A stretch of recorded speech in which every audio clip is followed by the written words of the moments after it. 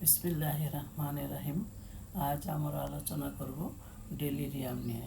Delirium হলো হঠাৎ করে হওয়া এক ধরনের মানসিক বিভ্রান্তি, যেখানে রোগীর চিন্তা ভাবনা, সচেতনতা, মনোযোগ ও আচরণে পরিবর্তন দেখা যায়।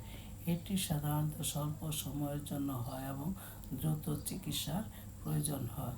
সিমটমস: হঠাৎ বিভ্রান্ত হয়ে যাওয়া, মনোযোগ কমে যাওয়া, অস্থিরতা, উত্তেজনা, ঘুমের সমস্যা, ভয় বা সন্দেহ অনুভব করা, তারপর সময়, স্থান ও ব্যক্তি চিনতে অসুবিধা, তারপর হ্যালুসিনেশন দেখা বা অদ্ভুত কিছু শোনা, তার স্মৃতিশক্তি দুর্বল হয়ে যাওয়া, আচরণের স্থান দ্রুত পরিবর্তন হয়।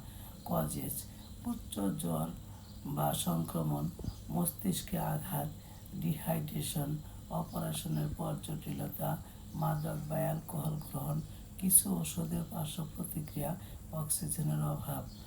ট্রিটমেন্ট: মূল কারণ শনাক্ত ও চিকিৎসা করা, রোগীকে শান্ত ও নিরাপদ পরিবেশে রাখা, পর্যাপ্ত তরল ও পুষ্টি খাবার প্রদান করা, প্রয়োজন অনুযায়ী অক্সিজেন দেওয়া, সংক্রমণ থাকলে অ্যান্টিবায়োটিক ব্যবহার করা, চিকিৎসকের পরামর্শ অনুযায়ী ঔষধ প্রদান, রোগীর ঘুম ও বিশ্রাম নিশ্চিত করা, পরিবারকে রোগ সম্পর্কে পরামর্শ দেওয়া, রোগীকে নিয়মিত পর্যবেক্ষণ রাখা।